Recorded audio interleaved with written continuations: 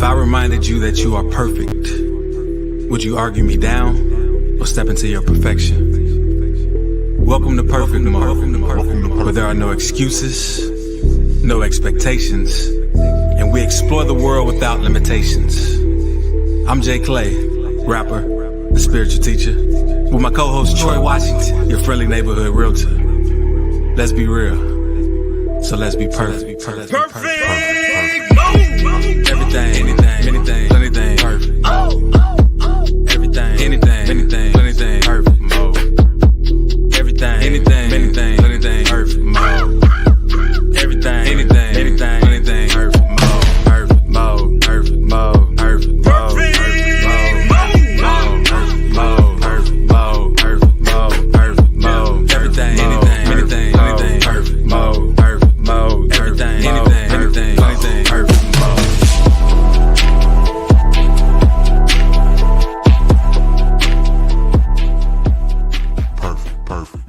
Perfect. What up? What up? Welcome to Perfect Mode. Thank you guys for joining us today. First off, I want to start by saying we love y'all. We're grateful for the opportunity to be anywhere, sharing our thoughts the way that we see life, hopefully in helping you realize that you are perfect. And the reason I can unapologetically say that is because I know that you are one of one. You cannot be replicated, duplicated. And the only way that you would look at yourself and say that you're not perfect is if you're looking at somebody else and saying, you know what? I'm not them. But guess what? You are you, and that is the main thing. And of course, it's yours truly, Troy Washington, your friendly neighborhood realtor. And I have my boy Jay Clay, spiritual rapper and teacher. And we about to get on here and talk about where am I really? What up, Jay? What's up, man? Happy day. Happy Sunday. I know we missed y'all last Sunday. I was in D.C., so yeah, it was good. I was there. I was in D.C. for an IANS conference where I gave a talk and a performance. It was great. It went good. I had lost my voice before it, but it still came out really good. So I was happy about that. And yeah, man, just another perfect day with all my perfect people talking about our perfection and just being perfect and all that, and just wanting to talk about where we are really, but on a personal level, where I am really, like where. Now, so first off, congratulations on the success in DC. And regardless of the hurdles that you had to climb, being able to climb them, you know what I'm saying, and still come back in a positive state of mind, because I think that's everything. And then also just being able to get that energy out to me so that way, we can get this week started. And you want to talk about missing them last week. I missed this last week. Like, when I think about even this topic, where am I really? The first thing that came to my mind is that when there's a rift in the way that your life normally goes, sometimes you can actually feel lost and you don't know where you are. And I don't mean that in the negative way, but it definitely it changes the dynamic of how you see things, and then it also helps you to appreciate things in a whole different way. But yeah, I just want to know what your thoughts are on, where am I really, where your head is, and then I get it to me too. So yeah, okay. So this came about because I often ask myself, like sometimes when like unbelievable stuff happens and stuff, I'm like, man, where am I right now? And I've been asking myself that more and more, like lately in this past year. I've asked myself that a ridiculous amount of times. And before, it would be, I don't know, once in a while. I'm like, man, where am I right now? And I don't just mean physically. Like, okay, yeah, I'm in Houston, which is in Texas, in the U.S., in the United States, on Earth, in this galaxy, in this universe, wherever that is. But not even on that, and not even, I guess maybe mentally on some level. Like, I know where I am, but where? Like where am I? And so you always hear about awareness, like be aware, and you're wondering where. I think there's a correlation to that. But one thing that y'all know about me is I'm all about letting go, like letting go of the old constructs to just see if they really exist. You know what I mean? Like without me bringing them to life, without me holding them and bringing them into this moment, do certain things exist? Do identities exist? Because we put on a lot of identities. And since I've been kind of letting those go and letting those be, who am I without certain identities? And I think that's what's kind of stemming from that. Like, where am I through the eyes of a a typical black man. You know what I mean? Where am I through the eyes of a college educated person? Like you know where you are based on an identity, but what if you strip those identities? What if you don't even see yourself as something that can be limited by an identity? Where are you? And because again, things only really happen based on who you think you are. I mean, I don't want to say it like that. You kind of know what to expect based on who you think you are, based on where you think you are. But when all these unbelievable things are happening, it's just like seriously, where am I right now? And so to your point, like even when it comes to the way things actually happen or the way that things actually come to you, and that's the craziest part about it, is that all things in my mind are here, right? And based off where you are, based off of whatever, description or title you've given yourself, or identifier, you walk toward those things. You actually go to things, and I think that's a big part of it, as well, because when you do define yourself in such a way, that's where all the limitation comes in, because you don't allow yourself to walk in any path. You only say that I can only walk as a father, as a father of two sons, I can only do these things. And so because of that, there's a lot of pathways that I've kind of just cut out for myself, whether they could be harmful, helpful, or not, just because I haven't given myself an opportunity to try to understand, what that really could mean in my life, I guess, based off of maybe just an interpretation that I may have gotten from somebody else or something that I've seen before. And I'm definitely with you on that. And well, go ahead, Jay. Yeah, but no, that's the thing. So like every pathway is a possibility from this standpoint. You're not set in a certain way. But then the question becomes like, should you have a path? Should you have some sort of identity to cling on to? And the reason I'm asking that is because, we live in a physical world, and there's certain values that are valued by the masses, seemingly valued by the masses, yet in following, like, for example, following a path for the rest of your life, making a decision, this is me, I'm going to be this, I'm going to do that, and you excel in it. And of course you naturally would. You put a lot of time, you put a lot of ideas into it. But then again, you have spurts of people who might come and do the same idea for a fraction of the time and still have the same seeming results. Yeah. But those are people who aren't free. They aren't necessarily looking at it through the eyes of judgment of what it should be. Like, similar to that, we all familiar with beginner's luck. We've all experienced it. You just do something new and you succeed, and you're like, wow, I want more of this. I want to keep going. But what if it's not beginner's luck? It's just more you had no expectation on it. But once you achieve what you achieve, you now have an expectation on it, and you're chasing that expectation. Thus, it's running away from you because you weren't chasing it before. But now, since you are, it is. And it's, I don't know, it just messes with your mind. Yeah, it definitely messes with your mind. And then I hate to think that something will be running away from it. You know what I'm saying? Like, just that thought process of, because I mean, just that thought process is a scary thought to me, to know that something is fleeting when I'm feeling like I'm trying to achieve. You know what I'm saying? Like, and the reality of it is, and that's the reason why, okay, for me, trying to frame myself, even with saying, where am I? I'm not where it is. You know what I'm saying? Whatever it is, I'm not there. And so, my mentality is, the only reason I don't have it is because I haven't went to it, because it's already, everything is already readily available to us. But the problem is, I have bogged myself down with so many restrictions and said, this is where I am, so therefore I cannot be in that place. Right? So it's kind of like the whole mindset of, oh, go ahead. You got something? Well, yeah. So, okay. So similar to that, it's actually like when I ask it, it's not it's not here, because again, I don't even know what it is, but it's more so, do I then pick up more identities? Do I make up more it's for it to be? And it's like a part of me feels like I should, because everyone's doing it and everyone's succeeding in it, but I'm not called to it. But sometimes I am. And it's kind of that, like trying like that knowingness but unknowingness. So I like the fact that you said, should I add on more identities, right? And I'm just going to tell you where my mind goes with that. I feel like, again, I understand the logic behind why we would do it, because I do it all the time. You know, it's something that we always adding more to our plate. But I think the mentality here is, let's take something off the plate to see what that opens up for me.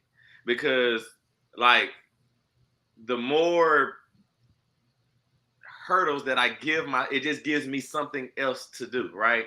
Like the first time you roll a dice, you roll a 7, right? You don't even try it. Just a 7. Oh, I'm on, right? And so now you say, I have to roll the dice this way in order to roll a 7, right? So now I've given myself I rolled it, but I didn't roll it the same way. So now I'm thinking about, okay, maybe if I put them both on, 3 and 4, and then roll it, because it's so many different things, and now I got to think about it. Is what you're saying. I start to try to add more and more to it so I can accomplish this goal as efficiently as I did the first time. And I think, again, when I'm thinking about where, the saying that we got, where am I? I'm here. When am I? I'm now, right? When you start thinking about the end result more than you think about where you are in that time, that's when everything starts to get skewed. When you start to add all of these different levels of things that you have to accomplish in order for you to accomplish whatever it is or whatever pathway you're trying to get to. Go ahead, Jay. Yeah, and that's true. Like we're trying to recreate. We're trying to recreate what already happened. But again, like we all appreciate the new. We like new songs. We like new movies. We like new ways words are formed. All this new stuff, but we're trying to just recreate what was already done and make a formula out of it, and then profit from that formula that we made of recreation to give that to people who can, I guess, have that experience without having to go through the creation experience. But like the best things that were created, we have no idea how. And we couldn't have recreated the circumstances even if we tried. But it was just we explored it on a sense of faith, not even faith, of just fun, of joy. Like I don't know where this is gonna lead, but I'm gonna do it. So to that point, and I love it, right? Because you again, we already had a word that was like shine, right? And then one day somebody said bling bling. Yeah. And I think the beauty of it is, that it was organic because even they were amazed by the terminology. And I think that that's the problem. Even with music, like somebody hears a sample and they just love it. And they're not necessarily trying to remake that song, but they just have their own interpretation to it. Just like when I listen to a song and I don't know the words, I just make up my own words to it. And the reality of it is, if I'm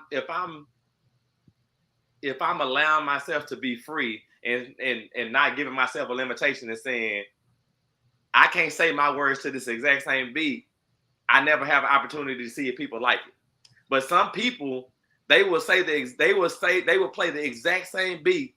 They'll say their own words and it becomes a big hit. Like it's plenty of examples of, not only that, there are some people who have sung the exact same song their way and it become a hit because there was a bit of them saying, I know this is here, but this is me now. And I think when you start to, bring everything back home versus trying to recreate and let it be organic and you're free, you're able to do what we're supposed to be doing in this world based off my interpretation. And that's create something. Like everybody here, whether we realize it or not, we are bringing something to the earth for other people, for us to share with other people. And so I think that even in recreation, if I'm here, the organic and the truth of me will come out. Go ahead, Jay. Yeah. It's so true, man. Like I'm thinking back when I started as a producer making beats. I didn't know what I was doing. And because of that, like I was happy. Like I think even before I started making my own beats, I was chopping up songs and kind of connecting them, like merging songs together, like take a 4 count and it'll go into this. People would be like, "Ooh, man, you put that together," but I didn't plan on doing anything with that. It was just out of the pure joy of it. And then the same when I started making my own beats using my own sounds, I didn't know what to expect, and it was fire that was made. But then when I started trying to let me mass produce something, let me be a mass producer of beats, it was just different. It lost that sense of quality. It lost its realness, and that could be heard in a sense. Like it's I'm trying to do what somebody else did, which is old, but when I just do me based on what I like in that moment, magic happens. And it's almost like, so when I ask where am I really, is because I'm in that space where I want to define it, because to me it seems like all of these things are disconnected. Like I might be a producer today, I might be a coder the next day, I might be a writer another day, I might be this, and it's like, whoa, just focus. But then it's like, why focus? All of this magic is being made. Why do you have to do that? And I guess that's that inner perceived struggle that I'm going through. So I'm gonna tell you, and all that you said, and I'm gonna tell you where I am, right? And this is the craziest part about it. Like, you hit the nail on the head when you said all the things that you were, right? And then you talked about the successes that you gained from doing the things that you've done, and then how you tried to in turn repackage in a mass production type of way those things, because there's a modicum of success that you get from it. And when you get that success, you have a feeling. There's a joy that comes when you get all of us, right? And so where I think what happens, again, with me, and I think with other people, is that we're not here anymore. When you say, where am I really? We're not here anymore. We're consistently reliving those joys and trying to bring them back in an inorganic way, not realizing that we just made it. As you said earlier, like beginner's luck. But it was not about being beginner's luck. It's just who you like. Sometimes the magic of the moment actually happens. And the reason why the magic of the moment doesn't continuously happen, because once we make that magic in that moment, we just like to stay in that moment. We don't allow the next moment to really just organically happen, or just, because I'm telling you, for me, bro, like, think about how many times we talk about video views on TikTok or video views on whatever, right? And in that, we had a certain level of success, and I'm like, okay, how can I now I like the video that I did, but now I'm thinking about how can I do this exactly like I did it, add these actual elements so that way I can figure out how to get to this number, right? And again, the reality of it is, the first time it wasn't that hard. The first time it was real. And it's not to say any of the other times is not real, because I'm still trying to convey the message and get a message across. But then there's also a watered down effect of that mug. And even when you can understand your own watered down effect, we still don't allow that to free us from it and just kind of just let it flow. Go ahead, Jay. Yeah. And so, yeah, with that, when we don't let it flow, or we're used to not letting it flow. So it's like we're not here. We learn to be there wherever there is. So to an example, like, again, let's say I'm a producer and I put on that identity of a producer. It's easy for me to answer, where am I? Oh, okay, right here, I have to put out these many beats. I have to do that. I gotta work on connects and reaching out to these many artists, or find a manager. Like, I know where I am based on the identity I put on. But when we're free from that, when we're in this creative space where everything is possible, everything is new, nothing has been done before. I mean, you can still use what's been done before as a inspiration, but you're in a new space. It's like, it's sad, but this becomes almost scary place, because we're not used to being here. That then you ask, like, where is this? Like, where am I? Is anybody else here? Am I by myself? Like, where am I? No, I'm telling you, that's how people end up feeling lost. You know what I'm saying? That's how, even for me, I get in a space of being lost sometimes, because of all the factors that you're talking about. And again, I think the key is, it's funny. just us talking this through. I'm even thinking about a conversation I had yesterday. Yesterday, my brother hit me up and was like, he sent me a message, and it was a screenshot, a video of him showing me that he was finna get ready and take his inspector's test so he can get his inspector's license, right? So the very first thing that came to my head was, oh, he gonna have a team, he gonna do all this. I started thinking all these different things. Now, this is the same stuff that I do for myself too. So I'm consistently not only trying to take myself out of the now, but I'm trying to put everybody around me into a place that they're not either. But I literally thought through it all, and then when I said, I was like, so what you gonna do, man? You gonna have a team? You gonna do this? This is how you need to approach this. All of these different things, and he haven't even taken the test yet, right? And so, my thinking is like, why can I just not stay in my place? This is for me, and this is the reason why a lot of times you get lost. Number one, because you're not anywhere.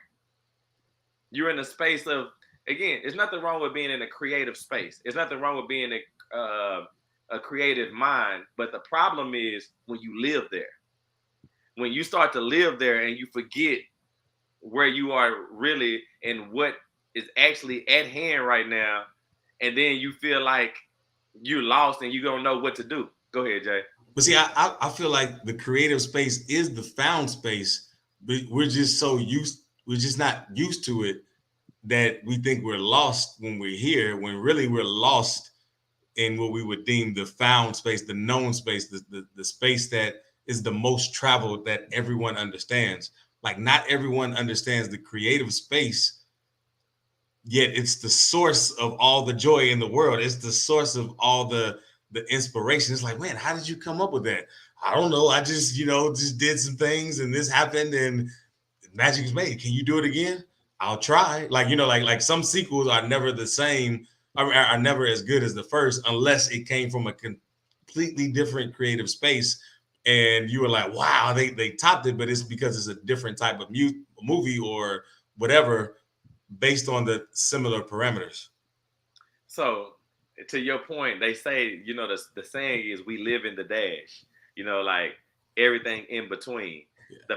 But imagine, like, if you're saying we live in a dash, but the thing that we're all superly versed on is the end result. Like, everybody I know has an end result. If I tell somebody I'm going to become a realtor, everybody can see my end based off of their interpretation of me. It's going to be different, but everybody has an end point. Everybody also has a beginning point idea as well, but nobody is versed or really understands everything that happens in the middle, because everybody's pathway is truly different. But see, that's where we are now, number one, even in this conversation, but that's the part that I feel like we should specialize in. But the problem is when I think about this question, where am I really? I know I live in the beginning and the end all day, every day. Even when I'm in the middle, I always think about the beginning. What was I doing right at first? So I can make it feel like that, so I can have that same energy. And then it's also like, what do I need to do to get to the end? But it's never like, okay, today, right now, I am happy, right? Okay, so I don't need to seek joy anymore, because in this moment, I'm happy. What can I do right now in this happiness in order to make that grow? You know what I'm saying? And I think that when I do take that approach, which I rarely ever take, when I do take that approach, that's when the growth that's supposed to happen generally always happens. But the problem is you get lost in between the top and the end, and you cannot see right now, so that way you can make that expand. Yeah, and I love that you said that, like the beginning and the end, or the past and the present. Like, instead of just being in the now. People think you need to know the past because you don't want to repeat it in the future, but like, the past determines your future because you're so fixated in it. So I guess, for example, like, let's say what you were talking about, being in the now, being in the moment, like, ooh, I feel good right now, I'm going to call a friend. But then you might take yourself out of it. Now, if I call them, I'm going to be on the phone for 2 hours. I won't be able to go here. I won't be able to do this. But instead of being in it, like, okay, you called a friend after you get off the phone with a friend, you're like, ooh, maybe I should go eat something right now. But then you start judging, oh man, I can't eat what I want to eat. It's going to cost this amount, or it's going to have these calories, or like we're constantly bringing all of this friction that wasn't there before, instead of just seeing how far this now can take us, seeing how far we can ride this without adding anything extra. And as someone that has done it, it's a beautiful thing. Now it's very easy to do when you're on vacation, because you're outside of all these factors. Like you say, okay, for this group of time, I'm going to be in the now moment. But even then, sometimes you may still have an inkling to check up on some other stuff that exists in time. And it's like, let's be brave enough, not even brave, let's be real enough with ourselves to ride this now moment, to ride this middleness, as you called it, and not be so quick to go to the end and not worry about where it all or how it started. Now, again, funny even on this topic. So this is what my thinking was today, right? Well, it was my thinking, yesterday. And I was thinking to myself, kind of in line with what you were saying, like if I really just took a whole year and just focused on one thing, what would happen? If I could just be present in that one thing every single day. Now, I'm going to tell you what my thinking was yesterday. It's like, okay, this week, I'm just going to find one thing and I'm just going to go hard at it, right? But then what I started to realize in my thinking of it was I still was only thinking about the end result. I was only thinking about, like, if I do this, again, there's no intricate details of what this is. There's no intricate thought process behind what this is. It was just if I focused all week on this is what the end, now this is what key is. The end result is going to be this, and this. And I'm really thoughtful about what the end result could be. And then I started to also think about, like, how I felt about myself in that.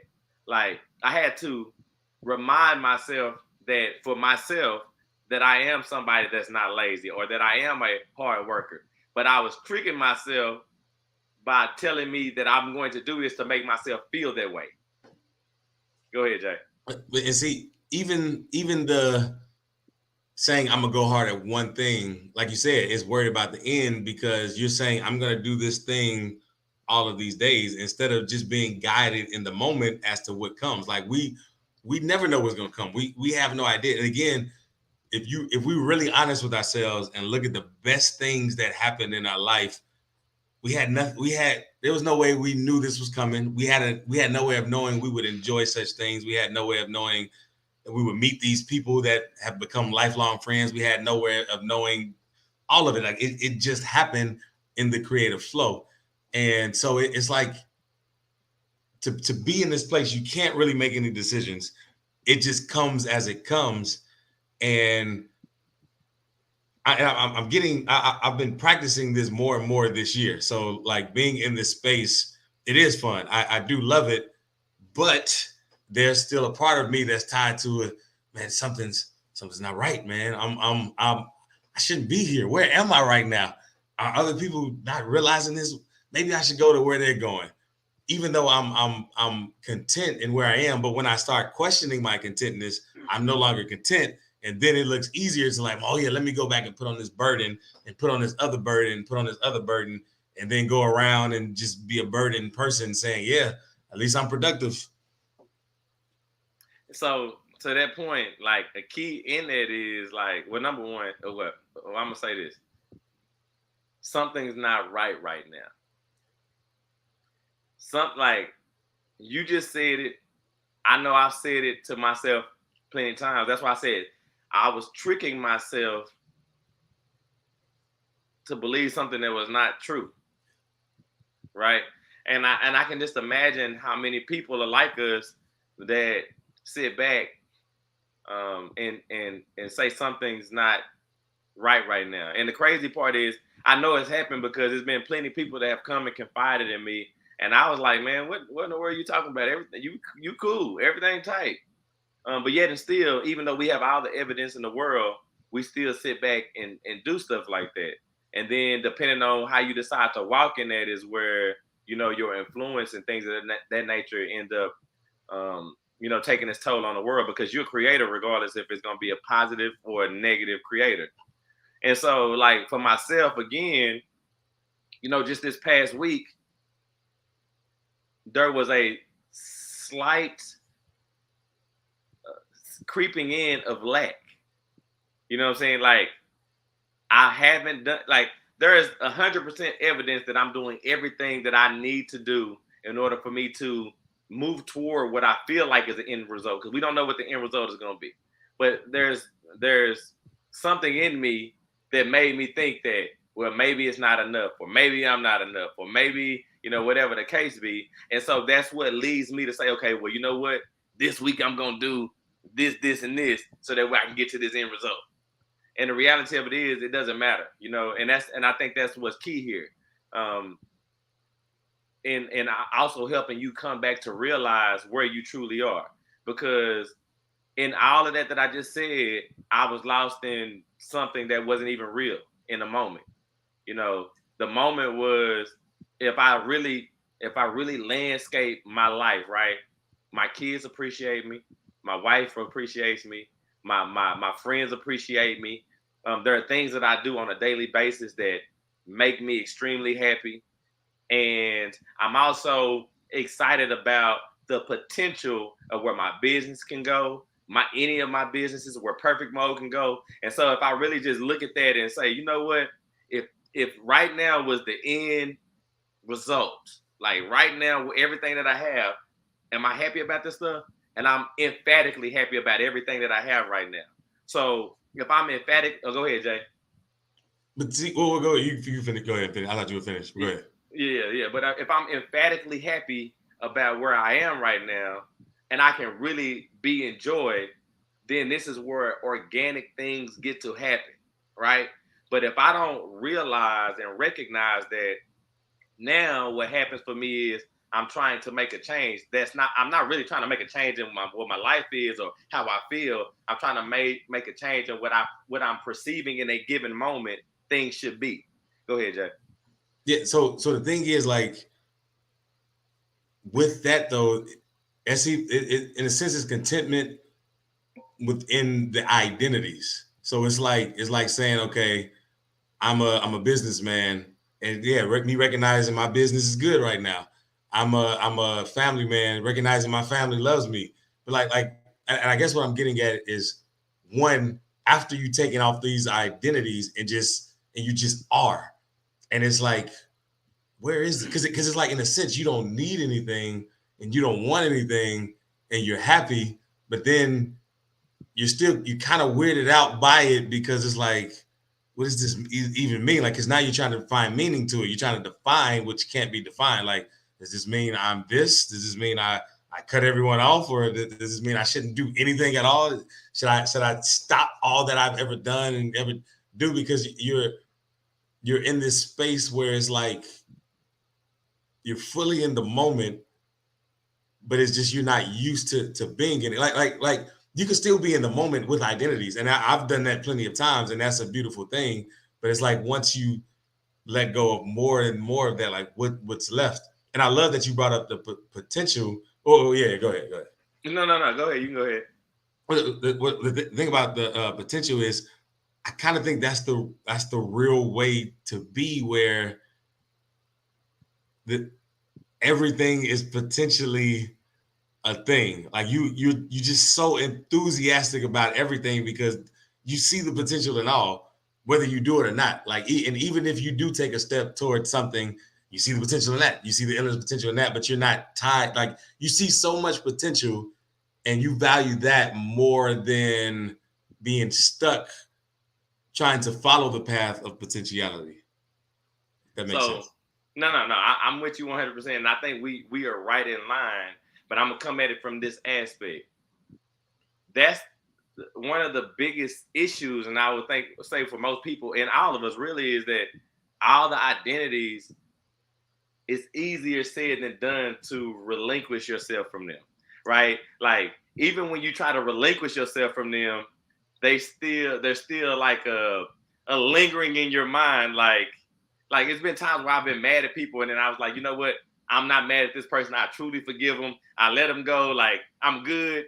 And then I feel it in my heart, but I still sense it in my head. And I'm telling myself, I really don't really care, but I still feel it, right? And so the reason why I took the approach that I took was because, to your point, the contentment, right? Like, as a dad, I want my kids to be great at these things, right? And so if I don't help them be great at these things, they're going to be disappointed in me, which is not real, right? That's not even a real thing. So the reason why I take all of that away, because it's hard for me to just remove the identity of dad, because I've been practicing the identity of dad for 12 years now. So in a moment, it's even though I can, I know it's a long time, right? It's crazy, right? But it's I can say that I removed the identity of dad, but it's still lingering in the back of my head. So what I have to do is I have to say, you know what? All things are good.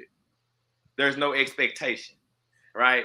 And so that way, when I do go out or I do things, I'm doing it from a standpoint of the contentment that you're talking about, and not having the expectation, not only of myself, but not even a real expectation that they've given me, but the perceived expectation that I've given myself through them for me to perform or do things a certain way.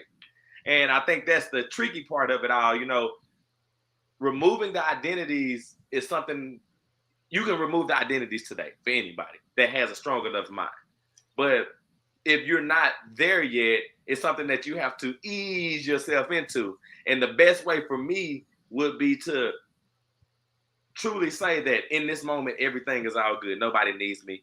I'm good. So that way I can free myself to open myself up to other things outside of them. Because if I don't open myself out to things outside of them, all the expectation that's not real, it's all stuff that I created, falls right back into my lap. Go ahead, Jay. Yeah. And so, yeah, like with that, like people do understand the idea of being unburdened, where it's like, I'm free, I feel lighter. But there's also a fear of the other side that people would say, well, what if everyone did that? What if, so now like my best friend won't necessarily be my best friend anymore because they took up that identity, and we fear for our identity based on them, even though we're claiming to have unburdened ourselves of our identities. And so it's kind of a trick of the ego, which is also a level of identity. And I know this can get complicated in a sense, but that's because we make things so complicated. And again, we all been children before. When we think of things, we think back like, man, I remember how simple it was to be a kid. Like you just got to just play and go from creative space to creative space to creative space, except when you were in school, which should be a creative space, but not always. Anyway, I won't go into that rant.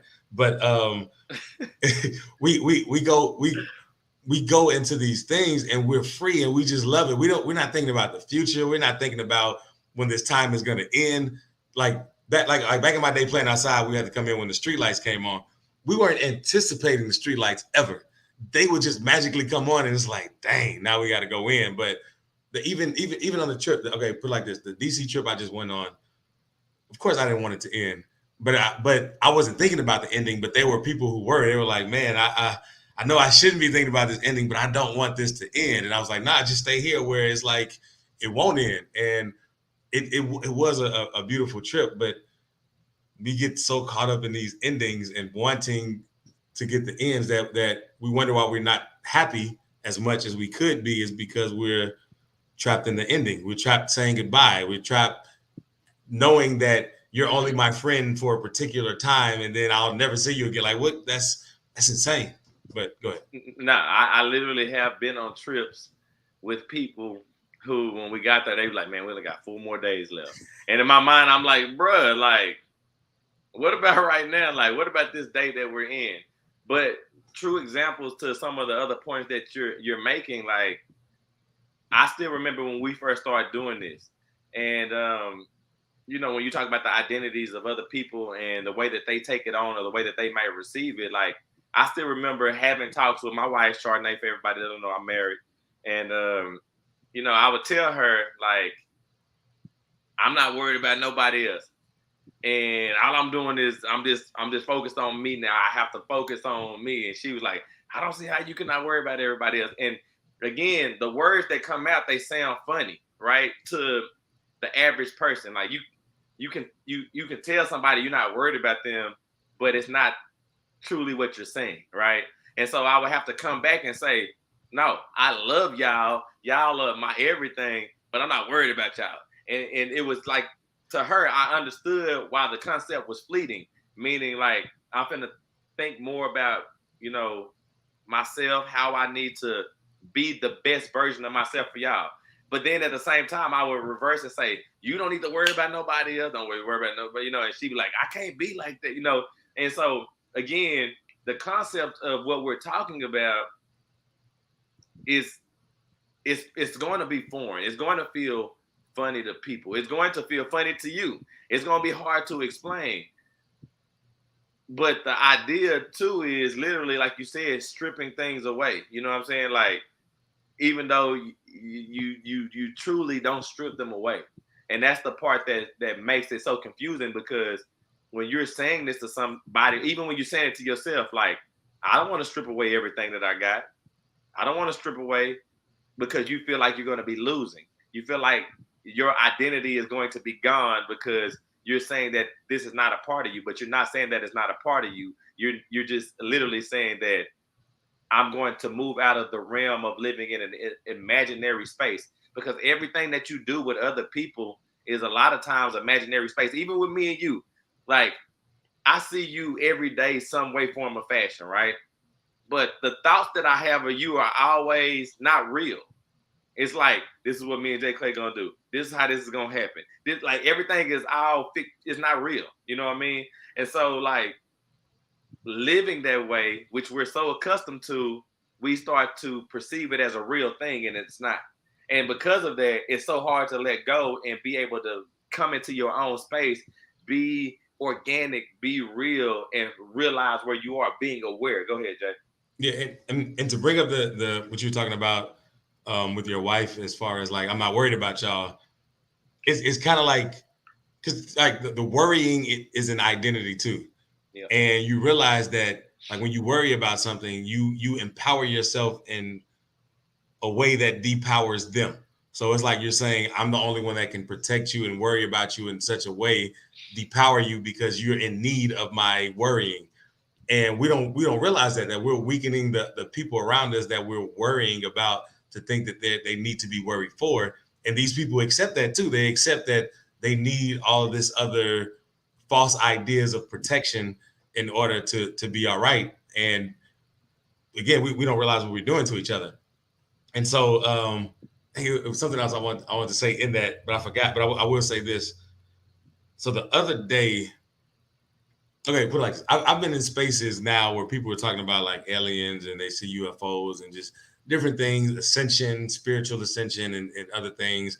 I've even experienced certain things myself and stuff. Well, the other day I'm out walking, and I see like a weird object go over my head. Like it's I don't know what this is. I don't know if this is a UFO. Could have been a helicopter. It was dark. I couldn't see, but it was a sound that I didn't hear before. Like, I never heard this sound before. So I was like, is that, maybe it's a new age helicopter or something, or maybe it's a UFO. Maybe it's something different.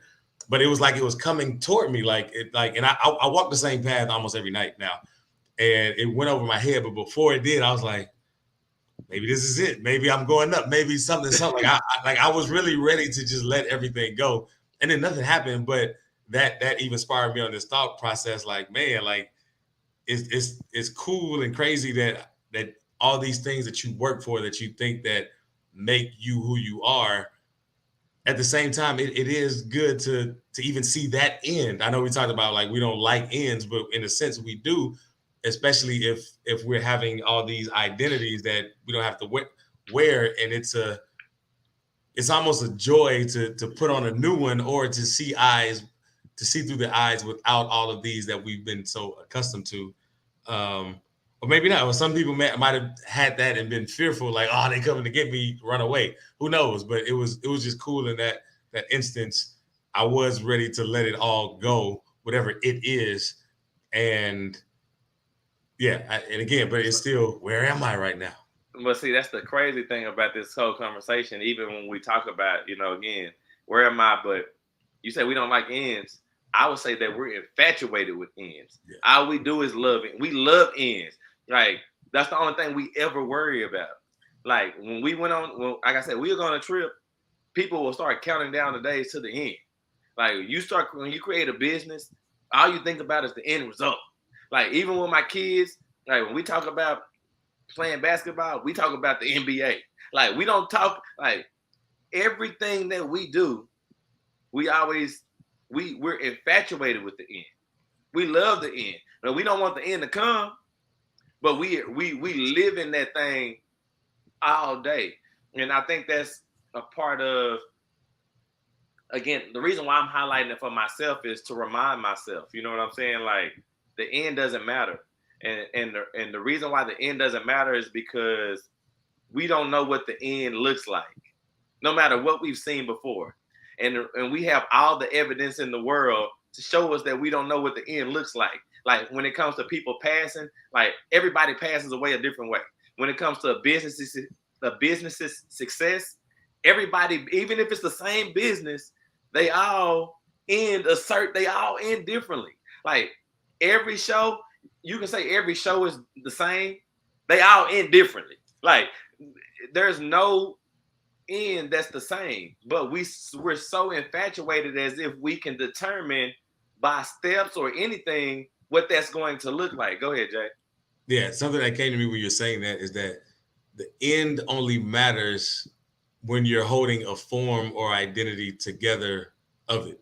So like really nothing does end. Everything affects the next. Everything is intertwined with the next. Like, everyone you ever met and have a conversation with, you are part them, they are part you. Like something, there was some kind of exchange where now neither of you can end because you're with everyone. You're with everyone you ever contacted with. I mean, we're even using a language that we didn't have anything to do with that's made up. So whoever made up this language, we are part of them, they are part of us in a sense. And that ending, I didn't even realize it. Yeah, the ending is only because we're caught up in a structure, in a form. Like, this form has to be like this forever and ever, but not realizing all that takes place that's forever growing and forever exchanging, where nothing was ever there to end. It's just a construct of the mind. Right. And again, I like to think about it like from a standpoint of a wedding. If you ever you can watch a wedding show, you've been involved in a wedding, like everybody that's planning a wedding, like they have specialists for everything. Specialists for flowers, specialists for arrangements, specialists for music, they got everybody specialists. They spend all the money in the world. They got the best venue. They got all of these things. And the reason why they do all of these things is because they have an end result of what perfect looks like. I've never heard of a wedding being perfect all the way through. Never, not once. Yeah. I've heard about every hang up, even with all the specialists. Even again, we're talking about an identity of trying to get to the end. That's the reason why I'm saying the end doesn't matter. Like, you have to allow the end to be real. I think that's the key. You know what I'm saying? Like, you can't make a fantasy ending. Like, you just gotta allow for the end to just be real, and also not be able to dictate when the end is going to come. Because again, in a wedding, bro, for my wedding, the way my wedding was set up, there was nothing that was supposed to go wrong. Everything went wrong on my wedding day. We went somewhere so that way we could make it. Everything went crazy. You know what I'm saying? Even to the point where I was frustrated. But the thing was, none of that stuff I could have it even imagined. And even if I had imagined it, it would have been something else. But the beautiful part of it is, we got married, and we here now. And that's the only thing that matters. And that's still not what the end is. You know what I'm saying? I don't know. We were just looking at specific places in time and trying to dictate what they should be. And that's where I think that we got to get out of it, because if I'm here now, I can deal with whatever comes up, no matter what. Go ahead, Jay. Yeah, it's true. Like, the ending, we don't know. Like, we're prepared for end. Yeah, you're right. We are so prepared for endings that might not ever come, but we're not prepared for nows, but you can't even really be prepared for now. Like now is just, it's just beautiful. It's go ahead. In the mindset of perfect mode, right? We're always looking for the perfect ending, right? And one of the things that we say when this show starts is that the reason why I can look at you and say that you're perfect is because you are one of one. You cannot be duplicated. You cannot be replicated. But yet, when we're looking for the perfect ending, we're trying to duplicate and replicate something that we have seen before. And that is not, to me, a description of what perfect is. The idea of what perfect is, it is. It's just that. Because again, in the moment, through all the planning for my wedding, at the end, my wife was happy and I was happy too. And what could be more perfect than that? No matter what happened in between, no matter what it looked like, just the simple fact that we made it was the goal, right? And that again, whatever we planned ahead of time, no matter who we planned on being there, no matter how I planned on my suit look, like I didn't expect to have sand on my feet and the ground to be blazing hot where my feet were getting cooked. Like it's nothing that I could have thought of. But you know what could be more perfect than something that organic, than something that can be remembered forever? Because that's what you remember. You remember the dash. You know what I'm saying? You remember everything that happened along with that. Go ahead, Jay. But even, and I guess like even what I'm asking too is, should you remember the dash? And what I mean is, when you do, you're not really engaged in this dash, so to speak. And again, I know how that sounds. Like that can be detrimental to so many people because we value our endings. You know what I mean? We value our beginnings. We value that past and all these memories restored. Like so many people are terrified of it. I remember when I was little and they first told me about the idea of death. It wasn't that I was scared of death. I was scared of not being able to remember. Like it was like man, do I at least remember everything I ever did? Because if I didn't, that's going to be detrimental. But when you're having fun, again, there's no memories when you're in the midst of having fun. You're so in it, you don't care about anything else. You're like, man, this is great. You're not even thinking this is great because to think it, you're removing yourself from the feeling of it, from the experience of it. You're just experiencing it in its greatness. And imagine if we allowed ourselves to have that unending experience. And this is the place that I'm passionate to get to and or be at. But then even me, when I'm at it, I'm questioning it. I'm taking myself out of it to ask, where am I right now? Even though, like you said, like we're always where we're supposed to be. Everything is perfect. We're here. Just be here. Don't try to define it. Don't try to mentalize it or whatever. Just experience it and just let it be as it is.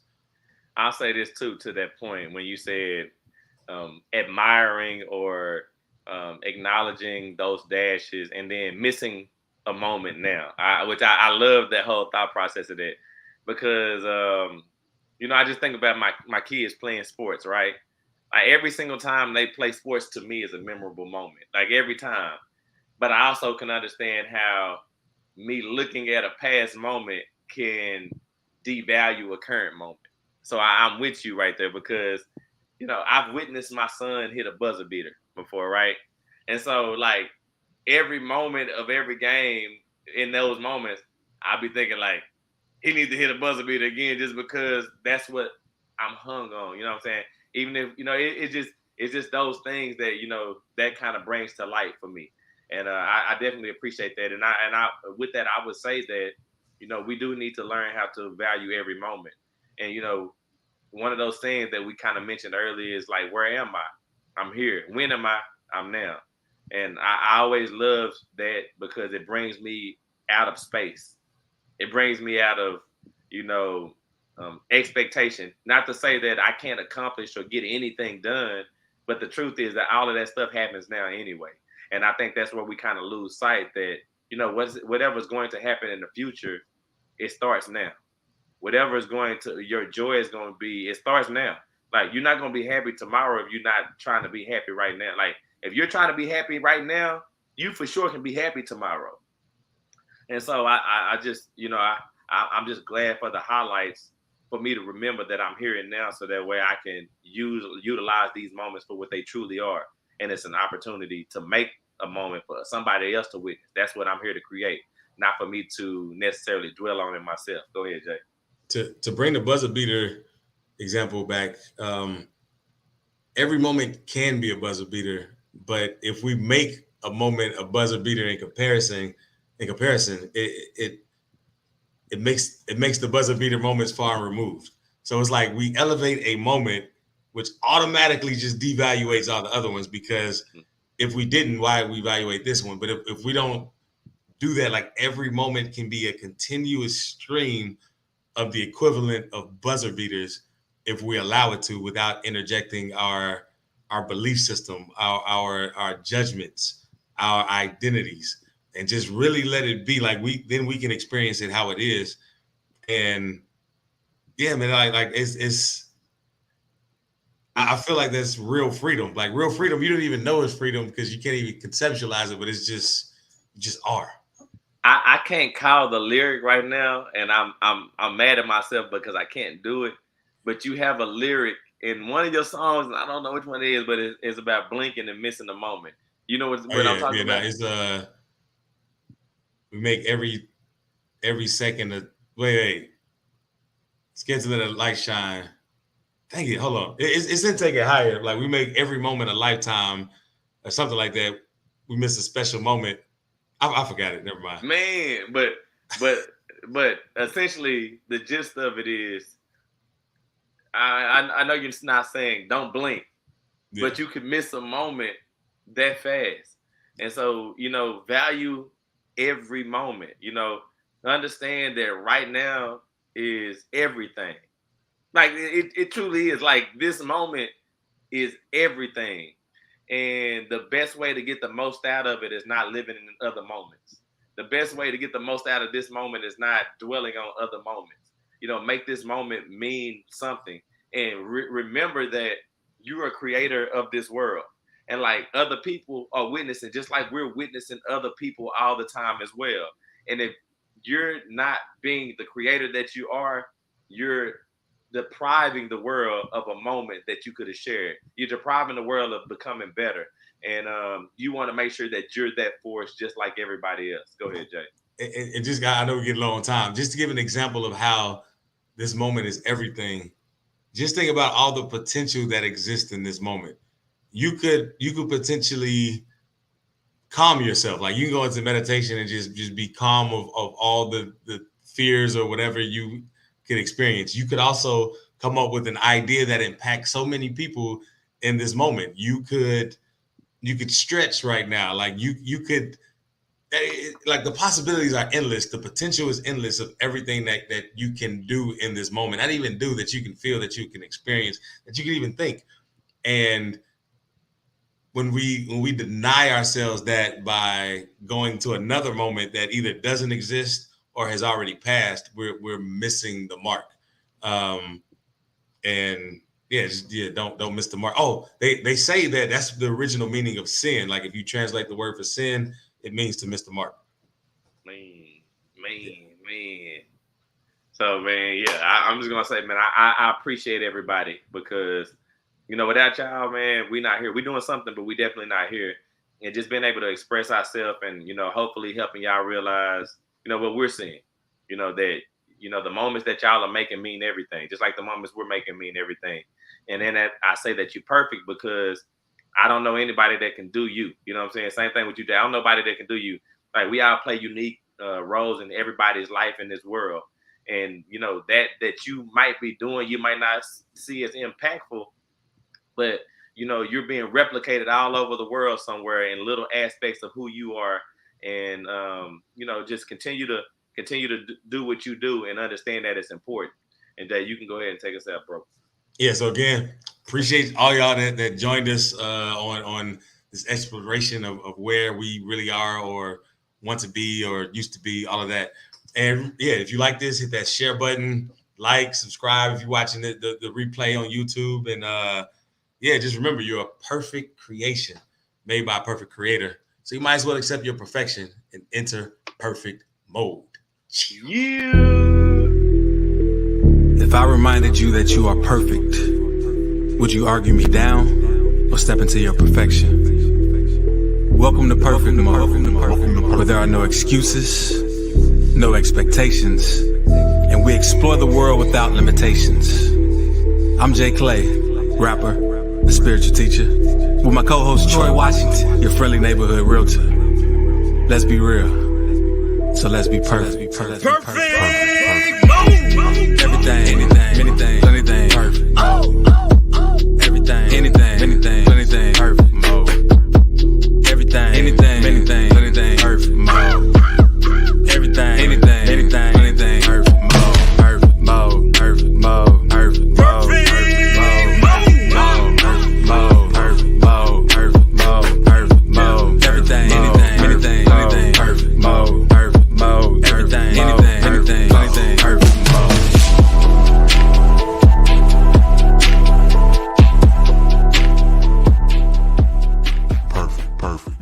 Perfect.